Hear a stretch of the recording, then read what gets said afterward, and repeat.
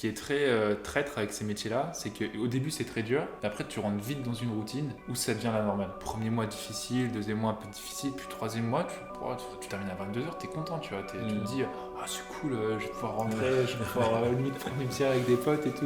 Parce que ce qu'il faut savoir aussi, c'est que moi j'ai l'intime conviction que tu restes tard parce que tu accumules une fatigue et t'es moins productif. Donc j'ai pris un cours de M&A qui était réputé pour être l'un des cours les plus durs, qui était assez compliqué, mais par contre le prof c'était, je pense, dans mon parcours scolaire, il y a 3 profs qui ont été incroyables. Lui, ça fait partie du top 3. Et donc ce gars, en fait, ce qui était fou, c'est que c'était vraiment l'italien classique. Tu vois. Et ce qui était fou, c'est qu'il nous faisait vivre son cours et vivre sa passion pour ce métier-là. Donc tu vois, il nous parlait de notions, il nous parlait du WAC. Il disait que c'est compliqué parce que en Italie, tu avais quand même pas mal de boîtes qui faisaient justement de l'argent, qui déclaraient pas tout l'argent qu'ils effectuaient, tu vois, pour mettre un petit peu d'argent de côté. Et Antonio, voilà, là certes j'ai déclaré 10 millions d'EBITDA, mais derrière moi j'en fais 20, tu vois, donc ma boîte elle veut pas 100 millions, mais elle vaut des 100 millions, enfin, tu vois, bref, c'était ce genre de truc. Pour être honnête, moi c'était une notion de réussite, mais je sais pas pourquoi, pour moi c'est peut-être argent égale réussite. Maintenant j'ai beaucoup changé mon discours, parce que en fait je me rends compte que ça aide, ça contribue au bonheur, mais c'est pas forcément ce qui contribue le plus, et que il y a peut-être des éléments qu'on peut perdre dans notre vie